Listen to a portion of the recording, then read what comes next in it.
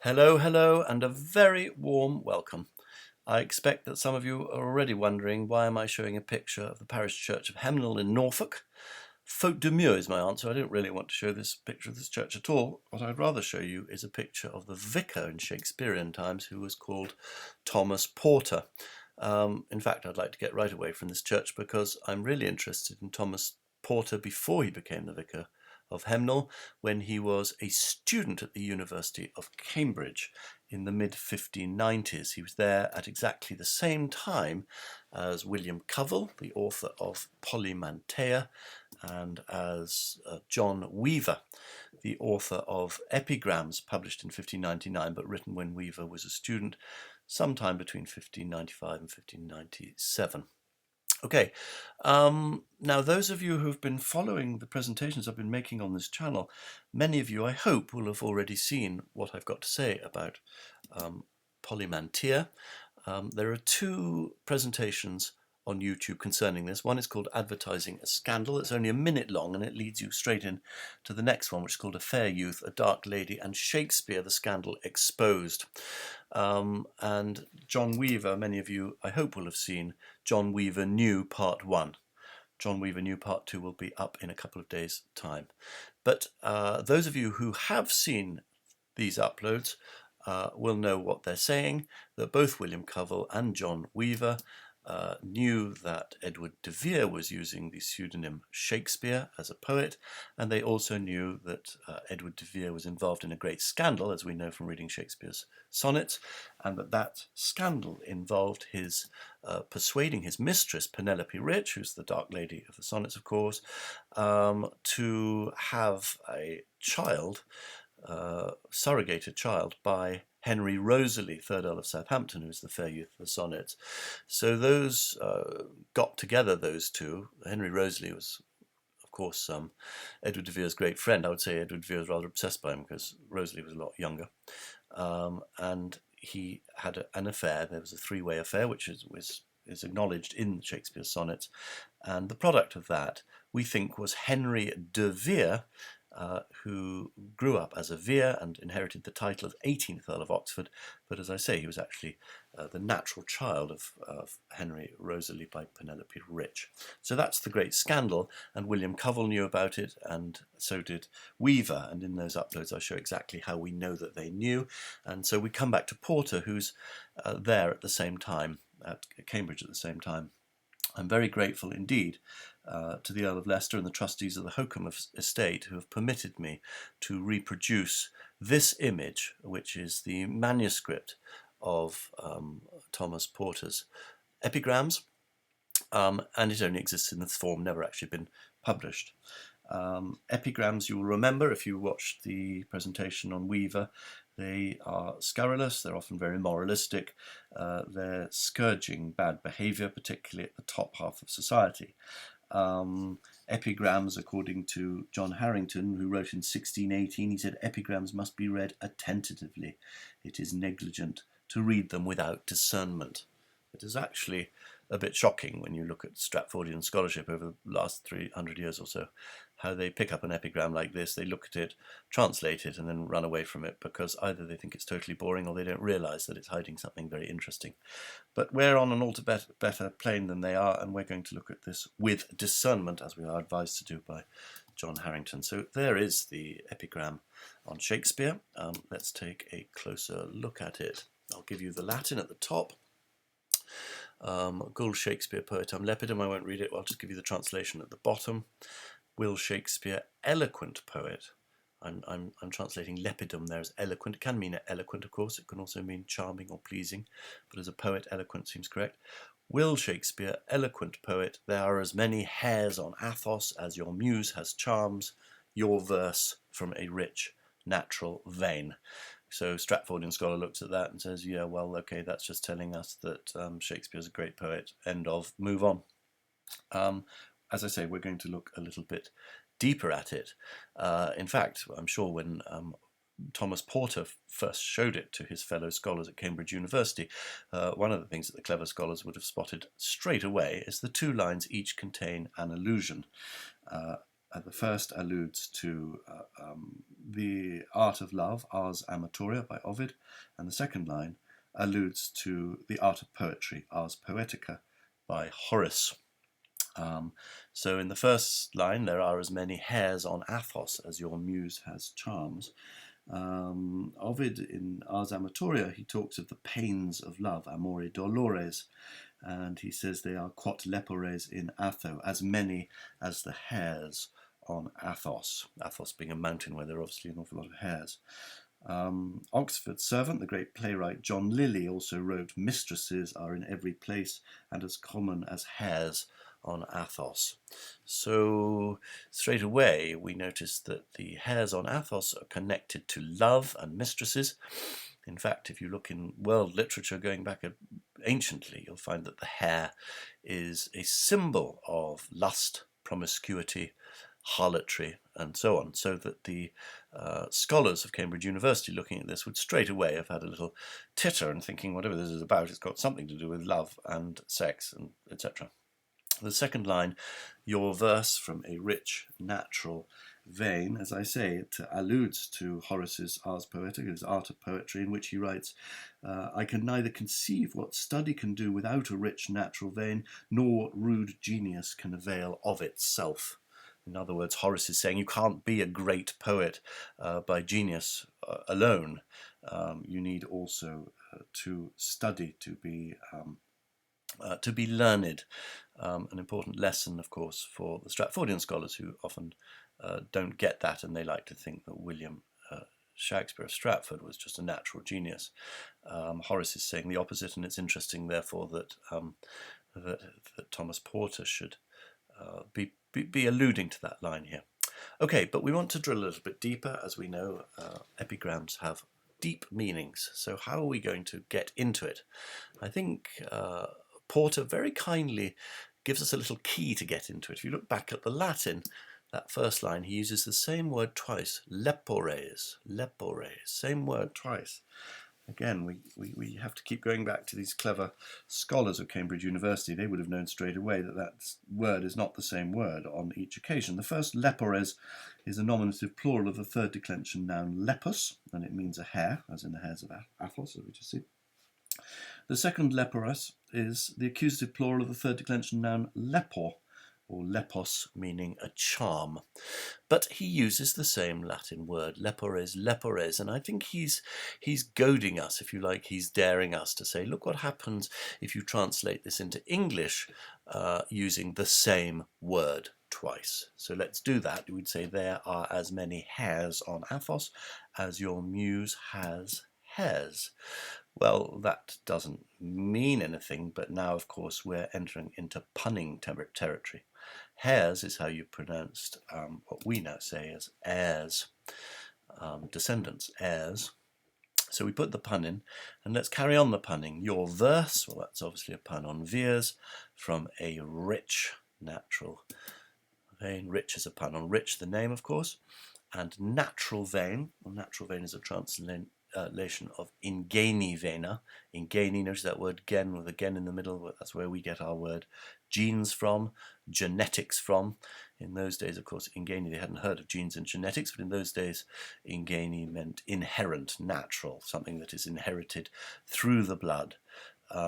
So let's put this into modern parlance and translate it as genetic vein. As I say, that wouldn't be understood by the Renaissance, but it means the same thing, and that's how we understand it now. So there are as many hairs on Athos as your muse, that's Penelope Rich, has heirs, i.e. children, who are your veers from a rich genetic vein. In other words, you're calling them veer, but their genes tell us that they are descended from Penelope Rich, who is their mother. Of course, I keep saying their, but I don't know if there were more children or not, but we do have some very good evidence that Henry de Vere was the son, as I say, of Penelope Rich by Henry Rosalie. Okay, I'm just going to go on a very short diversion here because I want to show you exactly the same technique as in another place. This technique I'm talking about is taking a Latin line, translating that into English, and then punning upon the English. So here's a good example of it. Eduardus Verus. This comes from a work called Anagrammata by Davidson, published in 1603 when Edward de Vere was still alive. Eduardus Verus, per anagramma, by anagram, becomes aure sordus video. Well, if we translate that into English, it can be translated as with deaf ear I see. Well, clearly that's nonsense. You can't see with an ear of any sort, let alone a deaf ear. But obviously what he's playing at is he's punning, and it's about Edward Vere, so with de Vere, I see. De Vere and deaf ear, pretty well the same thing in sound. So with de Vere I see, in other words, with Edward de Vere, by Edward de Vere, I am illuminated by his poetry, by his work, by his great knowledge. I come to knowledge. I have vision, I see. Well, of course, any of us who have knowledge of Shakespeare plays will probably say the same. They are extremely illuminating, and that, of course, is basically what Davidson was saying with de Vere I see. But I showed it to you because I wanted you to see that it is a common trick going on here. A bit of Latin translated in English, then pun on the English. So that's exactly what we had with lepores there, where we translated it to hair and then we punned it with air. Now, those of you who have seen my presentation on Weaver will know exactly how important it is not just to read what you want to read, a little thing on Shakespeare and then walk off and say okay, but to look at the epigrams that sit near to the one you're interested in, because very, very often you'll find they're linked together. So that's exactly what we're going to do here. You'll remember with Weaver, of course, he literally took his name seriously and wove a carpet, a tapestry, and it was through that weaving of the different epigrams that we managed to link about 5 or 6 epigrams to the one on Shakespeare, and that's how we eked out the message that Shakespeare was Edward de Vere and that his children were the bastard creation of a get-together between Henry Rosalie and Penelope Rich. So we're going to do a little bit of the same now. I'm going to look at the 2 epigrams on the manuscript that are immediately above the one for Shakespeare. You'll remember that Shakespeare was at the bottom of the page. So if we go up 2, you'll see Ben Jonson. To Ben, obviously short for Benjaminus, but it's been cut to Ben, Johnson, poetam egregium, which means extraordinary poet. Notice how similar that title is to the title of the Shakespeare epigram. Gull, that's short for Guiliemus, with followed by, shortened down to Gull, followed by colon, Gull Shakespeare, poetam lepidum, eloquent poet. So very much a mirror of the Ben Jonson title. Have a look at the last 2 words of the Ben Jonson epigram, and you see metra tua, exactly the same as the last 2 words on the Shakespeare epigram, metra tua. So it's pretty obvious that the Ben Jonson epigram and the Shakespeare epigram are being set up as a pair. They are a mirror of each other. Now that obviously begs the immediate question, if they're a pair, why haven't they been put together? Why isn't the Ben Jonson one immediately above the Shakespeare one as a nice, neat little pair? What on earth is this great red herring doing in the middle? Thomas Holland Militi, soldier. Okay, let me translate this red herring epigram for you. Thomas Holland, soldier. Nobleman, just as roses truly bloom everywhere, so your name truly blooms all around.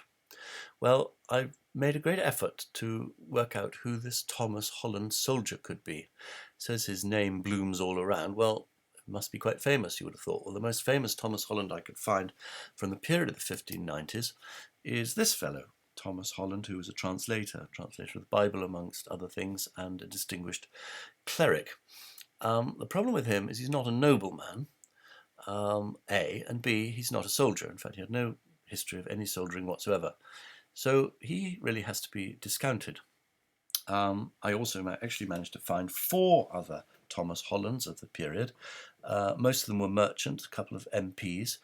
Not one of them qualified really as a nobleman, and none of them certainly qualified as soldier. Now, if his name blooms all around, then presumably he's sufficiently famous, this Thomas Holland, for someone like me to be able to find out who he is. He can't have completely disappeared off the face of the earth if we know he's a nobleman, we know he's a soldier, and we know his name blooms all around. However, there appears to be no such man in the 1590s. I came to the conclusion that Thomas Porter was referring to this man, who actually died in 1370. One thing we can say about him is he was a soldier, highly distinguished soldier. He was called Thomas Holland. He was also a nobleman. One of the slightly odd things then about this is we have, just as roses truly bloom, why bother to say truly everywhere, so your name truly blooms all around. Well, something odd about that, because the name of Holland, that's to say the name directly associated with this Thomas Holland, actually was extinguished by the Wars of the Roses. So in fact the opposite is the case. It was the roses that extinguished his name.